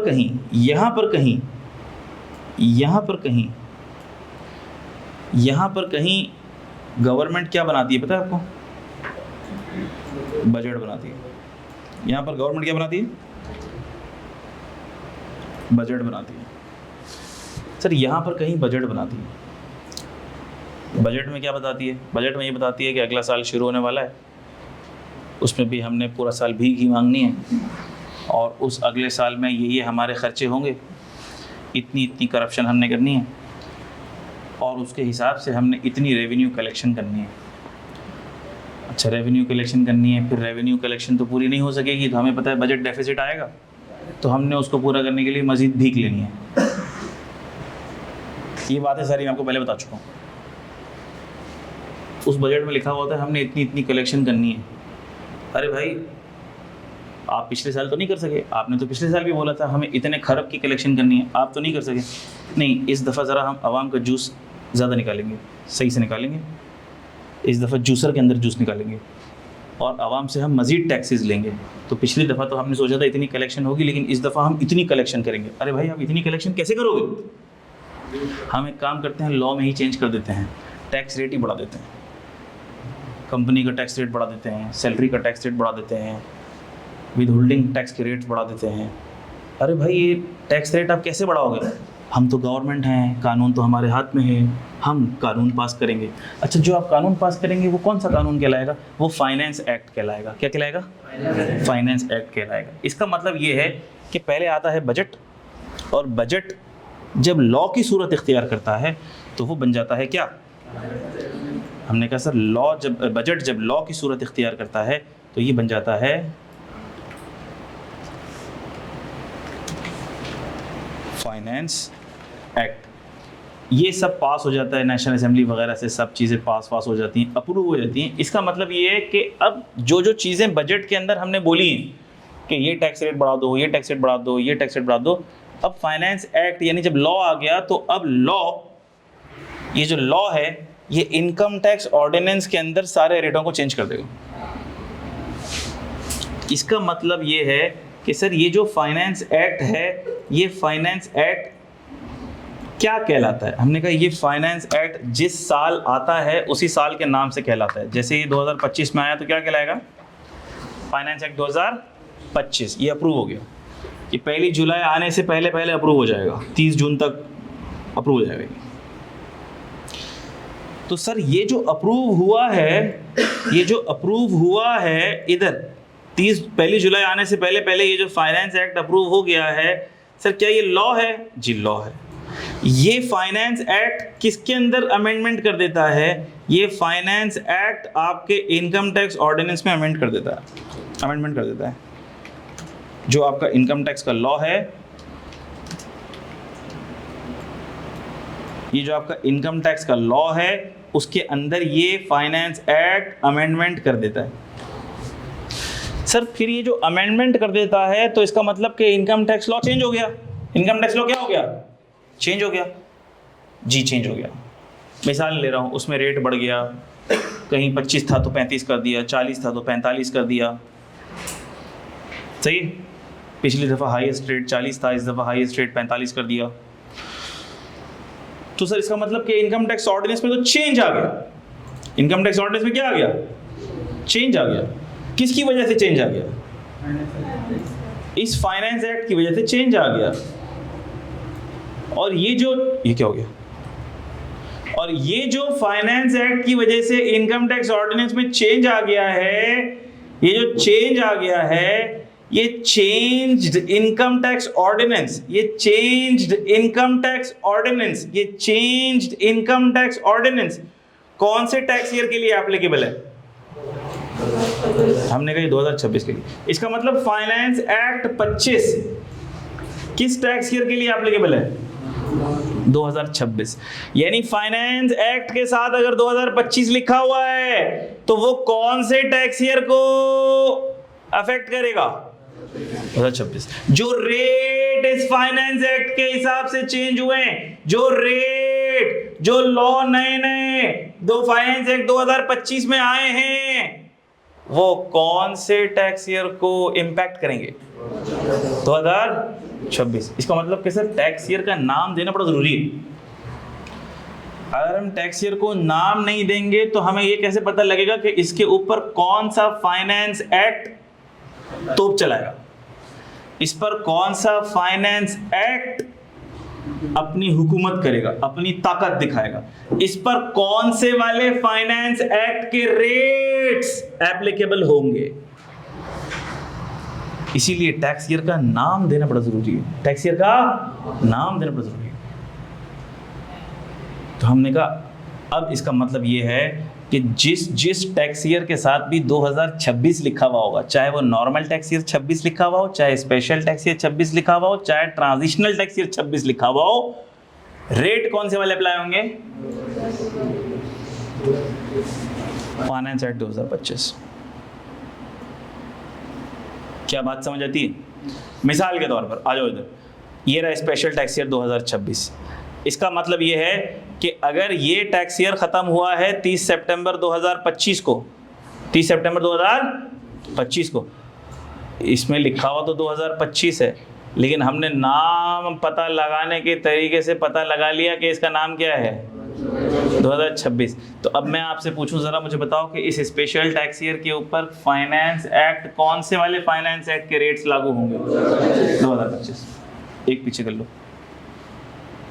बात समझे? इसका मतलब अगर मैं कहूँ भैया मिसाल ले रहा हूँ, ऐसा हुआ नहीं है, मिसाल ले रहा हूँ, मैं कहूँ यार फाइनेंस एक्ट 2025 में ना कंपनी के रेट चेंज कर दिए, मिसाल ले रहा हूँ, हुए नहीं है रेट चेंज, कंपनी के रेट चेंज कर दिए, बल्कि चलो ना वो मिसाल लेता हूँ जो हुई है, मैं मिसाल ले रहा हूँ। फाइनेंस एक्ट 2025 में AOP और नॉन सैलरीड के रेट्स मैक्सिमम 45% कर दिए फाइनेंस एक्ट 2025 के अंदर। तो टैक्स ईयर 2026 के लिए क्या वो रेट एप्लीकेबल हो जाएंगे? तो मैं आपसे कहूं कि फिर इसके ऊपर भी वही रेट एप्लीकेबल हो जाएंगे। इसकी इनकम इस साल में, इस पर्सन की इनकम जिसका ये स्पेशल टैक्स ईयर है 2 करोड़ रुपए इनकम आ गई, तो अब उसके ऊपर भी हाईएस्ट वाला स्लैब रेट एप्लीकेबल हो जाएगा। कौन सी परसेंट वाला? 45% वाला। क्यों? क्योंकि इसका ईयर एंड कौन सा है? 2026, जिस पर फाइनेंस एक्ट कौन सा लगेगा? 2025। क्या ये नाम पता करने का मकसद पता लग गया आपको? अब अगर आपको नाम ही नहीं पता तो क्या आपको फाइनेंस सेट पता लगेगा कौन सा लगेगा इसके ऊपर? आपको पता लगेगा रेट कौन से लगेंगे इसके ऊपर? नहीं पता लगेंगे। इसीलिए नाम का पता करना बड़ा important. Is everyone clear on this? Very good. Time कितना है हमारे पास? 15 मिनट है। ठीक हो गया, 15 मिनट के अंदर ट्रांजिशनल टैक्स हो जाएगा, 10 मिनट में जाएगा। वैसे तो 12:30 तक सर उमर काजी थोड़ा सा ज़रा आगे पीछे सुकून से जाएंगे, टेंशन नहीं है। अच्छा, आ जाओ आखिरी, ट्रांजिशनल टैक्स ईयर। कौन सा tax year? Transitional tax year. Sir ये ट्रांजिशनल टैक्स ईयर किसको कहते हैं? ट्रांजिशनल, ट्रांजिशन का मतलब चेंज को कहते हैं। ट्रांजिशन अंग्रेजी से उर्दू तर्जुमा अगर मैं करूँ तो ट्रांजिशन किसको कहते हैं? Change in tax year, change in tax year. अच्छा, इसका मतलब यहाँ पे कुछ टैक्स ईयर में चेंजिंग हो रही होगी। क्या हो रही होगी? चेंजिंग हो रही होगी कुछ टैक्स ईयर के अंदर। जी सब टैक्स चेंजिंग हो रही है। क्या चेंजिंग हो रही है? मिसाल लेता हूँ मैं, गौर से देखिएगा।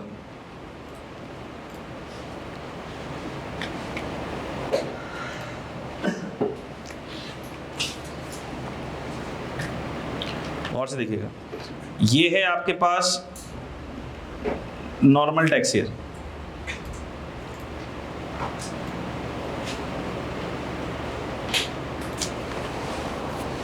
सही है।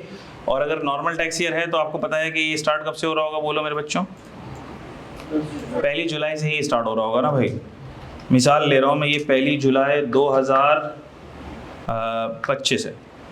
सही है, 1 जुलाई 2025 नजर आ रहा है आप लोगों को?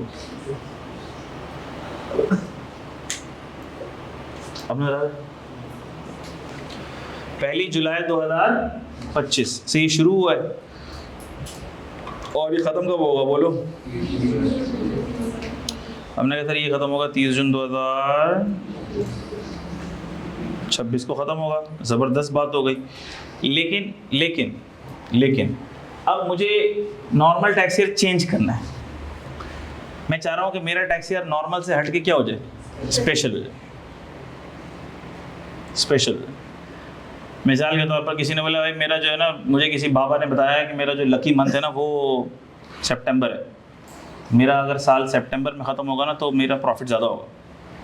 अच्छा भाई, तो आप टैक्स ईयर चेंज कर लो भाई, टैक्स ईयर चेंज कर लो। आप नॉर्मल से आप स्पेशल में चले जाओ। तो अगर सितंबर एंड रखना है तो कब से शुरू होना चाहिए साल? 1 अक्टूबर से। 1 अक्टूबर से शुरू होगा तो फिर वो ख़त्म कब होगा? 30 सितंबर। तो हमने कहा ठीक है भैया, आप अपना नया वाला साल कब से शुरू करो? कब से शुरू करो बोलो? आप अपना साल शुरू करो भाई 1 अक्टूबर से शुरू कर लो भाई। सॉरी मैंने क्या लिख दिया? डेट में चेंज करना भूल गया मेरा बच्चा।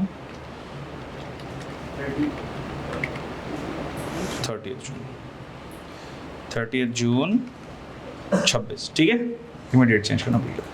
अच्छा, 1 अक्टूबर 2026 से इसका स्पेशल टैक्स ईयर शुरू हो गया। और वो स्पेशल टैक्स ईयर कब ख़त्म होगा बोलो?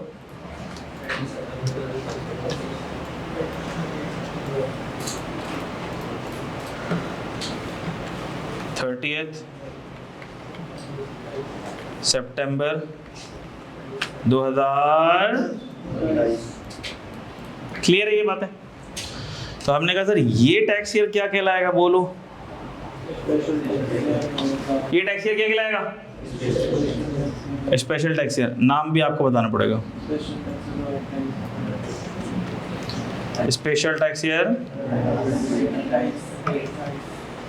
गुड, चैंपियन हो गए आप लोग। इसका मतलब स्पेशल टैक्स ईयर बताने में। और ये क्या है? Normal tax year.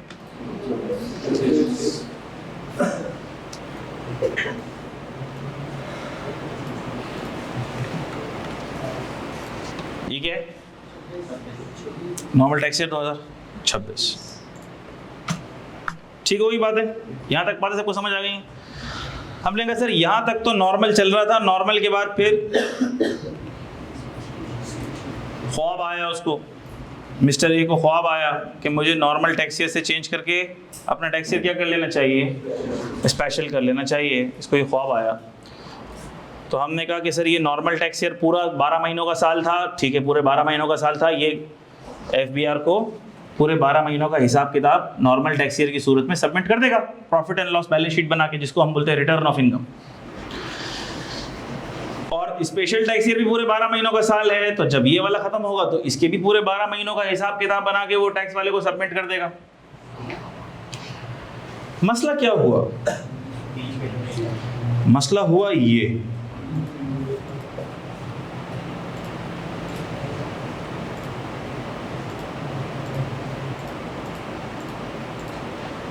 मसला हो गया। नहीं सर ये वाला जो पीरियड है, ये वाला जो पीरियड है सर, ये वाला पीरियड तो बेचारा यतीम हो गया। ये ना पुराने वाले नॉर्मल टैक्स ईयर के अम्ब्रेला में आ रहा है, ना नए वाले स्पेशल टैक्स ईयर के अम्ब्रेला में आ रहा है, ना इसमें आपको क्या लगता है कि इस पीरियड में कितने पीरियड का महीना है, कितने महीने हैं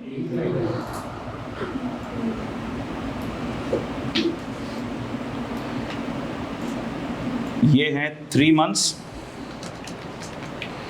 जो कब से शुरू हो रहे हैं, बोलो?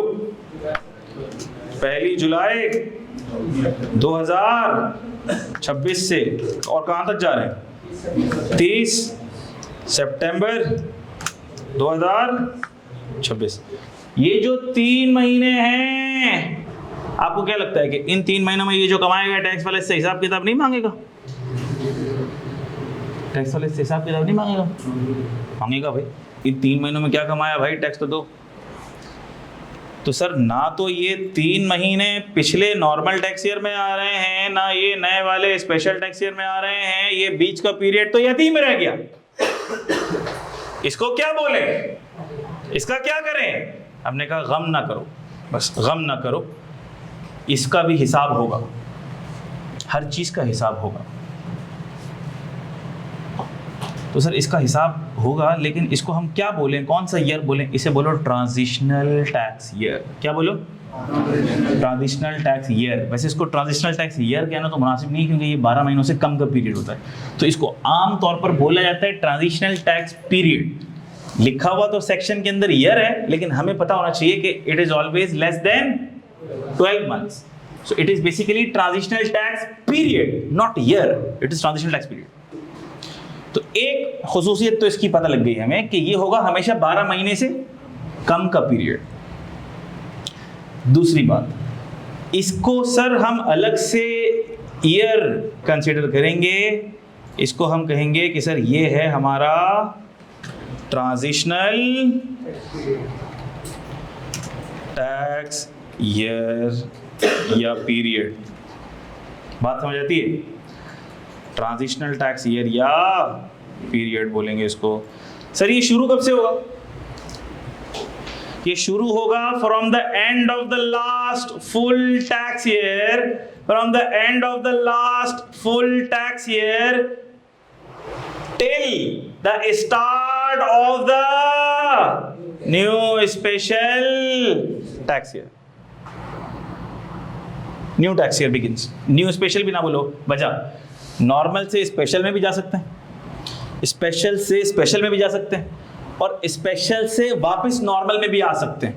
तीनों में से कुछ भी हो जाए, बीच में गैप जरूर आ जाएगा। ऐसा है कि नहीं है भाई?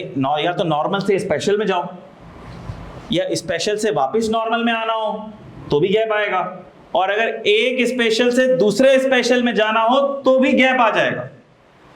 गैप तो आ जाएगा।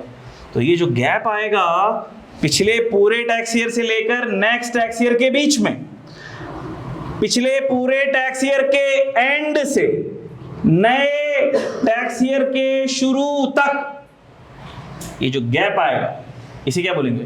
Transitional tax year, transitional tax period. तो आओ जरा हम देखते हैं कि इसकी डेफिनेशन चैप्टर में क्या लिखी हुई है।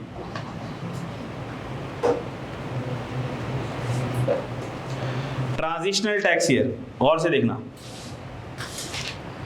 Where the tax year of a person changes, जहां पर किसी का टैक्स ईयर चेंज होता है, ऐसे चेंज नहीं होगा, उसके लिए किसका अप्रूवल और किसका ऑर्डर चाहिए होगा? Order of commissioner. किसका ऑर्डर चाहिए होगा?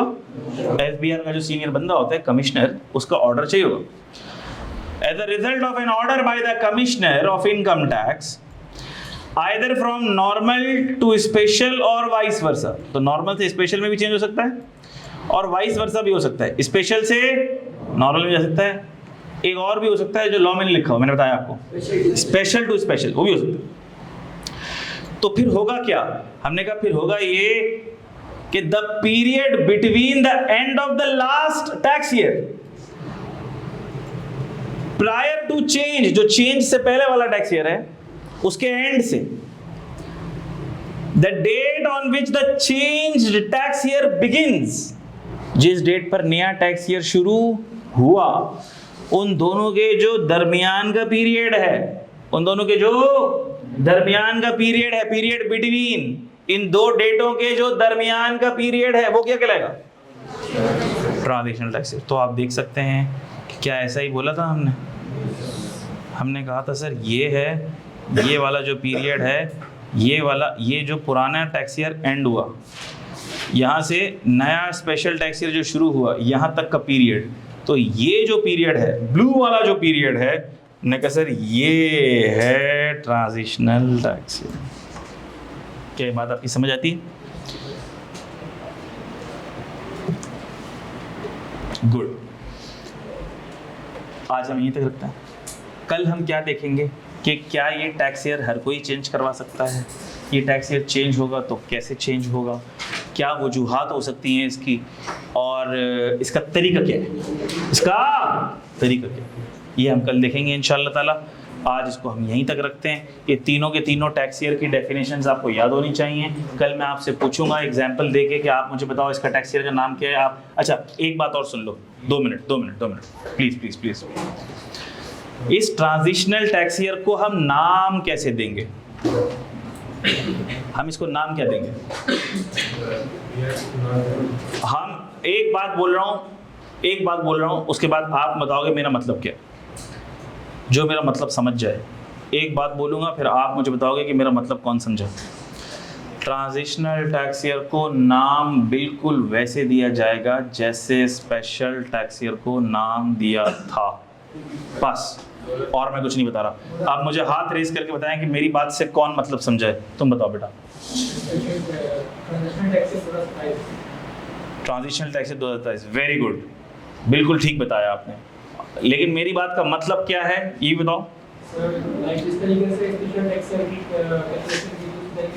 बिल्कुल, मैं इसको एक्सप्लेन कर देता हूँ। जिस तरह से मैंने देखा था कि स्पेशल टैक्स ईयर का एंड किस नॉर्मल टैक्स ईयर के बैंड में फॉल करता है, उसी तरह मैं ये देखूंगा कि ये जो ट्रांजिशनल टैक्स ईयर है ये किस नॉर्मल टैक्स ईयर के बैंड में फॉल करता है। मुझे ज़रा बताओ कि ये जो ट्रांजिशनल टैक्स ईयर का एंड है, ये वाला जो एंड है, ये जो एंड है, ये क्या है? ये 30 सितंबर है, 30 सितंबर है।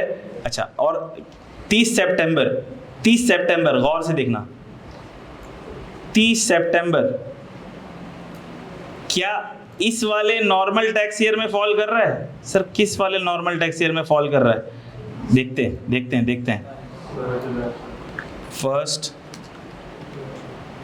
जुलाई 2026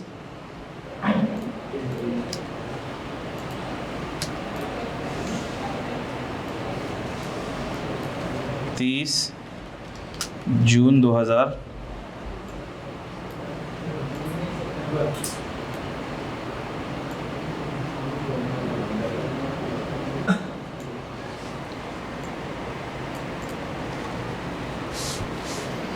मुझे बताओ क्या ये इस नॉर्मल टैक्स ईयर के बीच में फॉल कर रहा है? ये जो एंड है ट्रांजिशनल टैक्स ईयर का, जो एंड है, मैं इसकी डेट भी लिख दूं ताकि आप लोगों को कन्फ्यूजन ही ना हो। इसकी डेट क्या है? इसकी डेट है, ये ट्रांजिशनल टैक्स ईयर ख़त्म हुआ है, इसकी डेट है 30 सितंबर 2026। अब मुझे बता दो ये जो 30 सितंबर 2026 है, ये किस नॉर्मल टैक्स ईयर के बैंड में फॉल करता है? Normal tax year 2027। तो जो स्पेशल टैक्स ईयर का तरीका था, देखेंगे कि टैक्स ट्रांजिशनल टैक्स ईयर का एंड किस नॉर्मल टैक्स ईयर के बैंड में फॉल करता है। तो हमने कहा सर चूंकि ये नॉर्मल टैक्स ईयर 27, चूंकि ये नॉर्मल टैक्स ईयर 27 के बैंड में फॉल कर रहा है, इसीलिए इस स्पेशल टैक्स ईयर को हम क्या बोलेंगे, सॉरी इस ट्रांजिशनल टैक्स ईयर को हम क्या बोलेंगे, ट्रांजिशनल टैक्स ईयर 2027। क्या ये नाम देना आ गया आपको? बस ये बताना भूल गया था मैं, इसको नाम देने का तरीका। तो ट्रांजिशनल टैक्स ईयर को नाम देने का तरीका भी वही होगा। एक तो ये हम देखेंगे कि किस नॉर्मल टैक्स ईयर के बैंड में फॉल कर रहा है, और दूसरा जो शॉर्टकट तरीका मैंने आपको स्पेशल टैक्स ईयर के लिए बताया था वही ट्रांजिशनल टैक्स ईयर के लिए भी एप्लीकेबल है। यानी कि क्या हम ये देखेंगे कि जिस महीने के अंदर ये ट्रांजिशनल टैक्स ईयर का एंड फॉल कर रहा है वो जुलाई से दिसंबर में है या जैन टू जून में है। अब देखो ये कौन सा है, 30 सितंबर 26 है, इसका मतलब ये जुलाई से दिसंबर में फॉल कर रहा है। तरीका क्या है, कैलेंडर ईयर +1, तो 26 के अंदर +1 करो तो क्या आता है, 27 आता है। तो देख लो इसका होगा नाम स्पेशल टैक्स ईयर 2027। क्या ये बातें सबको क्लियर होती हैं? तो नॉर्मल टैक्स ईयर किसे कहते हैं, स्पेशल टैक्स ईयर किसे कहते हैं, ट्रांजिशनल टैक्स ईयर किसे कहते हैं, तीनों को नाम कैसे देते हैं, ये सब आपको आज पता चल गया। बाकी की डिटेल्स इंशाल्लाह ताला कल देखेंगे हम। Thank you very much, may Allah bless you all, take care a lot. तो हमें याद रखिएगा, अल्लाह हाफिज़। जी बेटा, नोट्स का लिंक एक ही लिंक भेजा है, सब उसी फोल्डर में डाल दिए हैं, नोट्स भी उसी फोल्डर में डाल दिए हैं। ग्रुप अभी तो जो जनरल ग्रुप है उसी में शेयर कर दिया था, मैं दोबारा शेयर करवा दूँगा, अभी दोबारा मैं शेयर कर देता हूँ उसी ग्रुप में, ठीक है। एक तो जनरल ग्रुप में भी आ जाओ, और अभी ऑफिशियल ग्रुप थोड़े टाइम में बन जाएंगे तो उसके अंदर भी लिंक शेयर हो जाएगा। लेकिन लिंक सबके पास होना चाहिए, इसलिए क्योंकि जो भी नोटिंग होगी वो रियल टाइम सेव करूँगा मैं ना, आपको लिंक के ऊपर अपडेटेड मिल जाएगी। मैंने उसी फोल्डर से ही डॉक्यूमेंट खोल के मैं पढ़ाता हूँ, ताकि आपको रियल टाइम बेस के ऊपर वो डॉक्यूमेंट उसी में अपडेट होता चला जाए, ठीक है। और चैप्टर 1 आपको हार्ड कॉपी कल मिल जाएगी, और मैं पूरी कोशिश ये करूँगा कि चैप्टर 2 शुरू होने से पहले पहले किताब आपके पास आ जाए। थैंक यू, अल्लाह हाफिज़।